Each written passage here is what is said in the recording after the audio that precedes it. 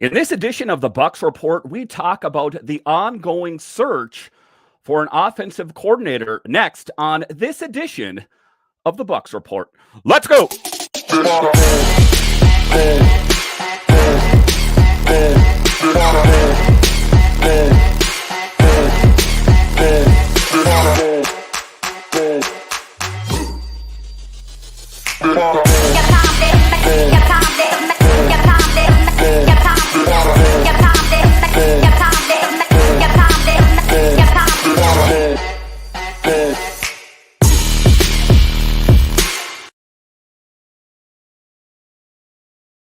Well, hello and welcome into this edition of the Bucs Report. I'm so glad you decided to join me today. As always, this podcast is free and available on all the major platforms. You can find it on the Bucs Report. Check it out online, bucsreport.com. You can find it on YouTube. Just search for the Bucs Report. And of course, you can find this audio podcast wherever you find your audio podcasts. My name is Dan Holme. You can find me on Twitter. It's at DanCaps218. You can find the show on Twitter. It's at Bucs Minutecast. So in this edition of the Bucs Report, we're happy to have Steve Versnick back to the show. Steve, welcome back. Thank you for having me. So just taking a look at this team, I know we had you on last fall, and at the time it was kind of an up and down season. As it turned out, the Bucs were under 500, but somehow still found a way to make it to the playoffs. Everyone around the team and, all the talking heads are like, well, you shouldn't complain about anything. At least they made it to the playoffs. My big concern was always that, sure, they made it to the playoffs, but they did it because of a pretty deplorable NFC South. At the end of the season, what is your take on the season? Do you still feel good about it? Well, anytime you make the playoffs, that's the goal. The goal is to win a Super Bowl. Only one team at the end of the season is going to accomplish that. And this year it was the Kansas City Chiefs. If you don't make the playoffs, then you have no shot at winning the Super Bowl. So that was the first goal. And whether it was Tom Brady willing them to there or the defense playing just well enough to eke out enough wins, whatever the reason, they made the playoffs, they had a shot. Now, the playoff game didn't go exactly the way they wanted it to. And I think at the end of the season, when you say you had Tom Brady, he ends up with his first losing season ever, and you get beat pretty bad in your first playoff game. That doesn't happen very often to him. And so I think from a fan's perspective, I think most would say that season, I don't want to say it was a failure because you still won your division for the eighth time in team history. You made the playoffs for the third straight season after going 12 seasons without making the playoffs. If you're an owner, you had a home playoff game. That's always huge, winning the division. So I don't want to say the season was a failure. Probably a disappointment and didn't end the way you expected it to, particularly now knowing that Tom Brady most likely has hung it up and is done for his career. And that's the last image we're going to see of him on a football field, most likely. Probably disappointing would be my takeaway from that. And even up until recently, there was so much uncertainty about Tom Brady and ultimately what he was going to do. It kind of drew into question when we found out he wasn't going to be joining that Fox deal until 2024. So everyone's thinking to themselves, hey, what's going on here? We've seen this movie before. Once summer gets going and, OTAs are starting in camps, all that's going to start to come back to him. And he's going to have a hard time resisting that urge. But one of the things I read in The Athletic here recently was that he filed for his retirement paperwork. That seems to be pretty decisive as far as his decision on what to do in the NFL is concerned, wouldn't you say? I think he's pretty decisive that come the beginning of training camp, he will not be on the team. And I think him signing the paperwork so quickly, so early, J.J. Watt even joked about, wait, there's paperwork? I didn't even know that. I'm not going to file, but I'm done. But I think he did that to signal to everyone, I'm not interested right now. Now, take your team. Let's say the Miami Dolphins have another really good team, and Tua Tagovailoa gets hurt again in November. Would he entertain going there? Maybe. Any other team, whichever, if San Francisco is down to their third or fourth string quarterback again with that defense and that offensive line, and all of a sudden they need a quarterback in November, would he consider it? I think he'll listen. But I think he's pretty set that come end of July, early August, he's not going to be in a training camp. He's not going to be on a roster. He's going to take some time. Does that mean he'll never play again? I don't think he will, but there's always that chance. I mean, we know from players, how many players have come back over the years, and that itch gets you. And the hard thing for players is they're creatures of habit. And so for 20 or 30 years in Tom Brady's case, this is what he does every fall. And he throws the football all year long and he does this. How is he going to replace that competitive itch, that drive that they have? Michael Jordan came back twice because he couldn't satisfy it, and we know that he uses golf and other things to satisfy that. What will Tom Brady find to satisfy that competitive itch that the great athletes have, because they're so driven, and that's what they've known their whole life and done their whole life? How can they replace that? And it's different for everybody, but I think the paperwork meant, come August, I'm not going to be anywhere. After that, we'll see. Yeah, and tough questions for him to answer. I think that ultimately, and I think that you and Rick were talking about this in your podcast the other day, once he's in the booth, once he's behind the mic, that pretty much puts the nail in the coffin. Rarely, if ever, do I recall seeing a player return after that. I've seen a lot of NHL head coaches go to the booth and then come back into head coaching, but not in recent memory anyway. Well, we saw Jason Witten on Monday Night sure. Football. Now, granted, I don't think he did very good on Monday Night Football, and maybe that was part of the emphasis that probably wasn't going to stick around for another year on Monday Night Football, so it made it a little easier. But we've seen more studio analyst players kind of go back into play at times. But yeah, I think once Tom Brady gets in the booth, barring he's really bad at it, I think once he's there, he's done. I suppose we could always see Aikman or Romo put the cleats on and go out there again. Not likely, but I guess it's possible. They're about the same age, aren't they? Yeah, I mean, just come on. Let's let Tom keep going. Ultimately, why he came back, let's cut all the BS aside, is he did it to win another Super Bowl. He had 7 Super Bowl rings, and obviously that 8th ring would be the thing that unlocked happiness in his life, and then he could go off into the sunset and finally be happy, because Lord knows 7 Super Bowls is kind of underachieving. So I ultimately think that when he moves on into the booth, I think he'll do an excellent job. I think that, Romo originally was kind of telestrating what would happen, and Aikman, you would see them out there. Well, they're going to do this. They're setting up with this kind of scheme. I think this is going to happen. And sure as heck, that would happen. You got to think that Tom Brady, being the greatest of all time, is going to have some valuable insight. Ultimately, that's why they paid him all that money. Well, if you read Bill Belichick's comments, and I think he said it on a podcast, but I read the written part of what he said about Tom Brady in the last week or two, and just the way he processes the game, sees the game, thinks the game, remembers everything. Like, he would say they'd be in a 2-minute drill in the game. He's like, oh, this was back like in August in training camp when we did this. And sure enough, that was it. And Belichick even talked about when he was in the pocket, Tom Brady forced him to change how he coached. He said, and I'm paraphrasing, but it was, Tom Brady on a play, he comes to the sideline, I'm like, what happened? And Brady would go, well, the left tackle slipped, and then this player did this, and this player was holding here, and my receiver cut the route short 2 yards, but the safety was deeper than I thought. He goes, he would say 8 things on the sideline. He goes, I go back to the tape, and he nailed every single one of them in order, exactly what happened. That it taught him to see the game differently, and Tom Brady does. There are certain athletes that can just see things differently, and I think Brady's one of them. Now, can he translate that to television, where at times he may have to be critical of former teammates, friends? Is he willing to do that? And not in a, you're putting him down way, but you have to call a spade when you're doing that job. Can he do that? And if he puts in the time and the resources, or the energy that he did in preparing for football games, he'll be prepared on the sidelines to analyze it. Just the question is he willing to be free with it and say what he really thinks?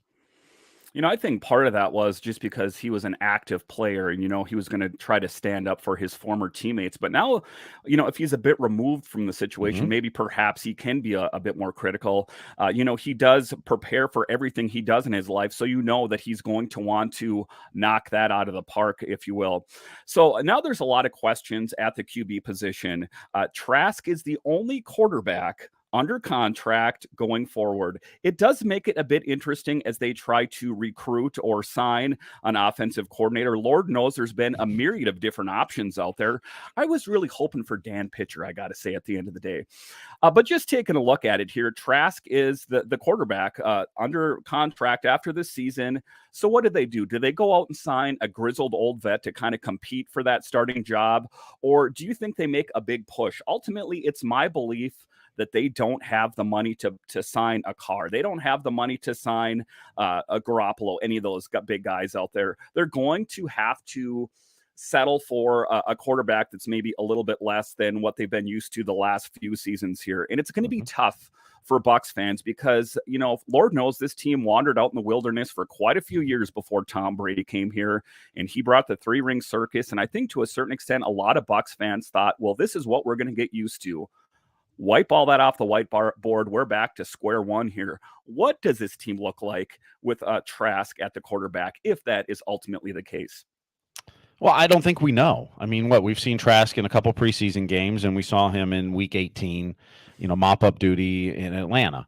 I don't think we know what it is, and I also don't think we know what the offense is going to look like because we don't know who the offensive coordinator is. I think I'm not sold that Kyle Trask will be the starting quarterback Week 1, unless they're drafting a young quarterback. But even then, if you want to sit a young quarterback, I don't know if Kyle Trask is the person you want that quarterback learning under. I think you want a more grizzled veteran. Yeah. To me, the question is who's calling the shots on this season? Is it Todd Bowles? Is it Jason Light? Or is it the owners? And in that regard, how much job security do they have? I mean, think back to Dirk Cutter's last year. And he was dealt a bad hand, but he kind of made it worse because he was not doing what was in the best interest of the team or the organization. He was doing what was in the best interest of saving his job and trying to get wins. Jameis Winston was suspended for the first 3 games. Ryan Fitzpatrick came out and was on fire, particularly the first 2. So then when Jameis came back, this is Ryan Fitzpatrick's show. But then he started to be the Ryan Fitzpatrick that we've known that can show flashes of brilliance and then also show some oof moments. So then he puts Jameis back in, and Jameis does okay for a game or 2, and then he does bad. And now you go back to Ryan Fitzpatrick. And then he does bad, and you go back, and it was Dirk Cutter chasing victories, trying to save his job, not necessarily doing what's in the best interest of the team. How secure is Todd Bowles' job?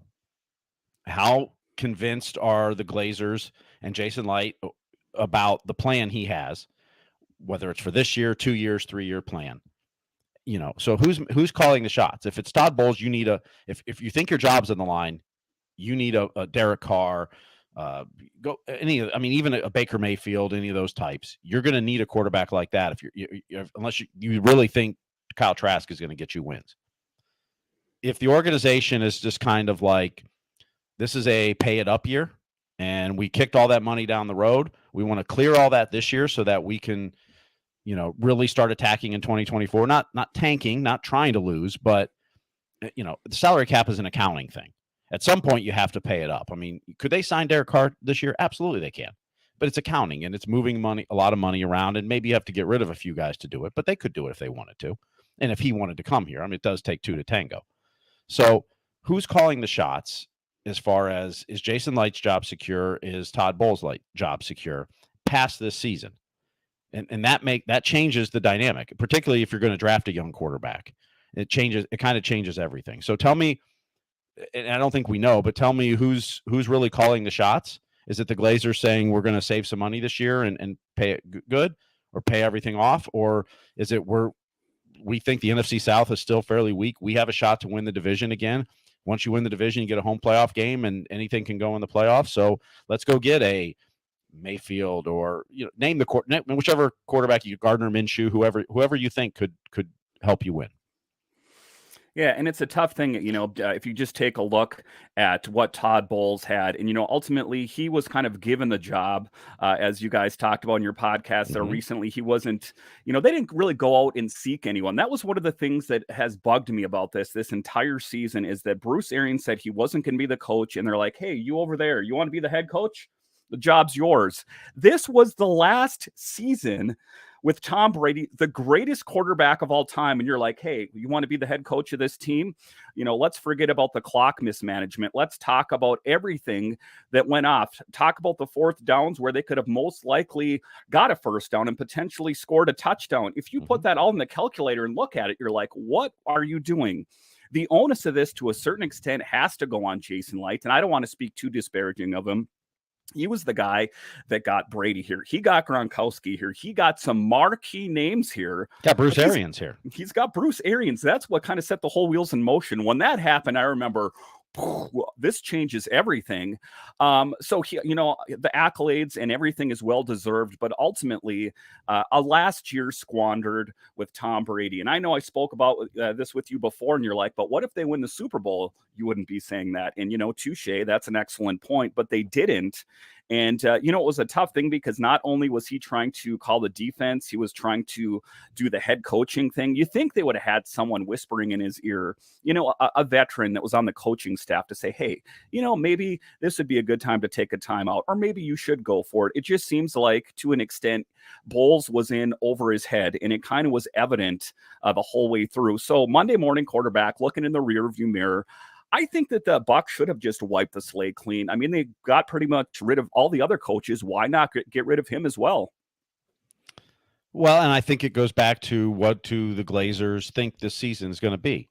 If it's going to be, we're going to pay our debts, take all the dead cap hits we have with Brady and maybe some other players along the line, and we're going to try to win. We're going to put a good team out, but we're going to clear the accounting so that in the future, 2024 on, we're able to compete and not have any dead cap money. So now we can really fully go after it.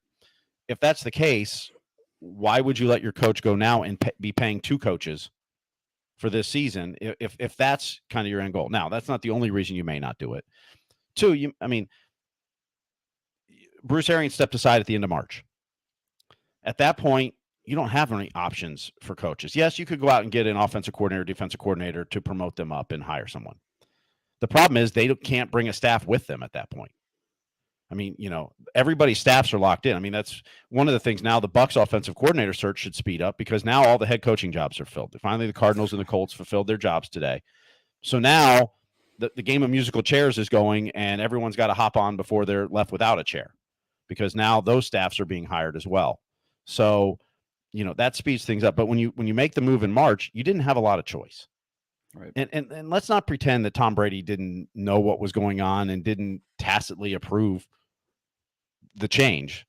I think if Tom Brady said, absolutely not, I want Bruce Arians here, Bruce Arians would probably still have been the coach. Now, I'm not saying he didn't want Arians, but he was okay with the move. I think where Bowles gets into trouble is that I think because he was still calling the defense, because at that point you couldn't go out and hire a defensive coordinator at the end of March.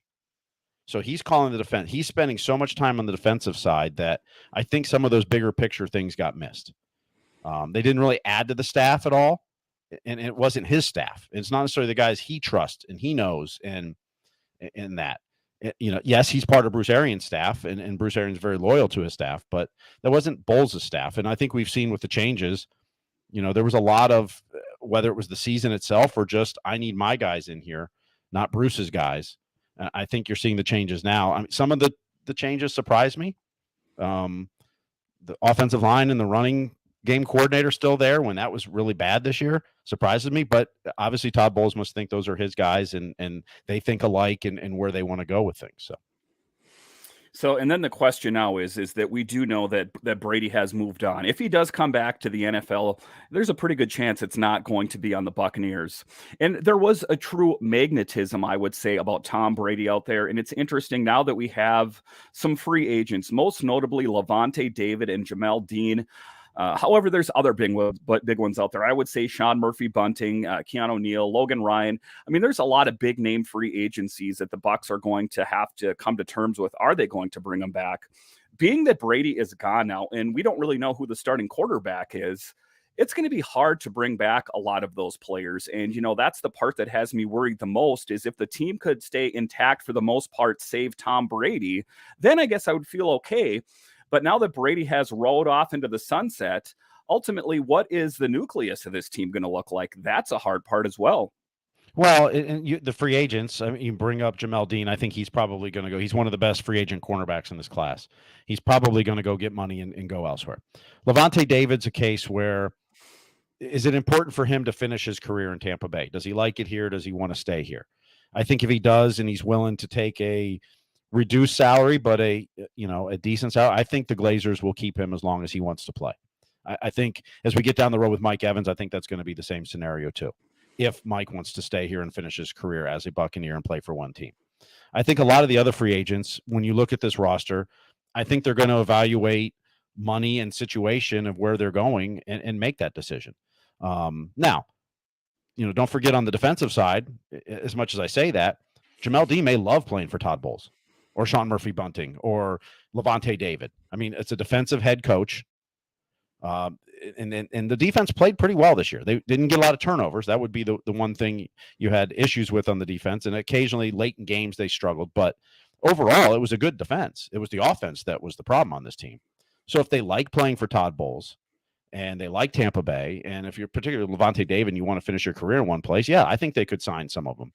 I don't think if Jamel Dean's goal is to get as much money as possible, I don't think the Bucs are going to be offering the most money coming into this offseason. So if that's their goal, a lot of those guys probably leave. But with Todd Bowles remaining as a head coach, some of those defensive free agents may decide, hey, I really like playing for Todd.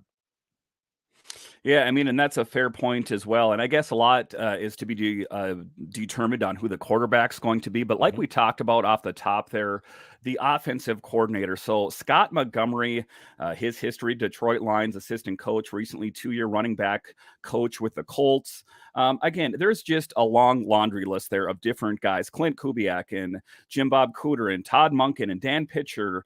Just so many different options out there. What is it about the indecisiveness, or do you think that they've actually offered some of these guys jobs and they've turned it down? I got to think that's the case in Pitcher's case. He wanted to go back to the Bengals and continue his work there. What is your assessment on there? What's the holdup here? I think in Pitcher's case particularly, I mean, look, your quarterback's Joe Burrow. The Bengals had already re-upped you to continue on as quarterback's coach, probably with the notion that if Brian Callahan leaves, you're going to become the offensive coordinator. And Callahan was a hot court candidate this year. Most likely he'll get a job next year. So if you're a pitcher going Kyle Trask or unknown quarterback with a coach who I don't know how long he's going to be there, or stay with Joe Burrow and probably next year I'll be elevated to offensive coordinator, or if not, I'll have other opportunities next year as well, assuming the Bengals do well. And if you look at their team and roster and where they're at salary cap wise, they should be really good next year again too. Joe Burrow's contract won't come up for another year after that when they'll have to start paying him. So, if you're a pitcher, I get why you probably wanted to stay. It's good to go through the interview process. It's good to see what's out there. But ultimately, when you're looking at the longevity of your career, another year with Joe Burrow is probably not going to hurt you. And if you kind of have the understanding, you most likely would become offensive coordinator if Callahan leaves. To me, it was a no-brainer for him to stay. Others, I don't know if it's they were offered and turned it down, if there was hesitant, or Todd Bowles brought him in and said, he's not the right guy for me. I mean, it does take two to tango too. It's not like you brought the guy in, you knew you wanted to hire him. A lot of times for some of these guys, it may be the first time they've met Todd Bowles or gotten to sit down and talk with him and Jason Light and everybody. So, an interview process does work both ways. Sometimes we think it's one way or the other. If you brought me in, you want to hire me. Sometimes we're trying to see what's out there. How people are doing things differently, and you're kind of evaluating in that regard too. So my gut says that they've probably offered a candidate or two and been turned down. But I don't think they're up to 10. I think they've talked to at this point. I don't think they've offered 10. I think they cast out a pretty wide net. But my guess is they probably did offer Pitcher the job. I understand why he would stay there. They probably offered another one or two as well.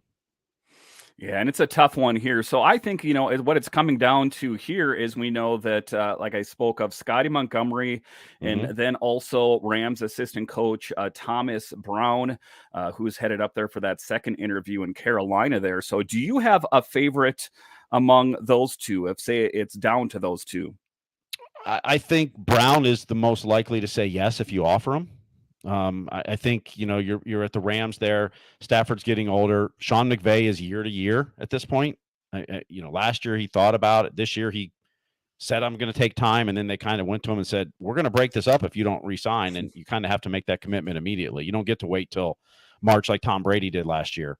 When you're a head coach, you've got to know now if you're coming back. Otherwise, your staff's gone. The people in the organization are gone. So I think Brown's more likely to say yes, barring anything else, just because I don't think that situation is very stable either. I think, what the Lions are doing is, I think you're seeing a team that's on the rise, and I think they've got a good thing going there. So I think I'm not saying you can't get him. I'm saying I think he's a harder guy to get if it's just on the surface. If he's going to compare his situation with the Lions compared to the Bucs, I think that's a harder sell for him than it is for Brown in LA.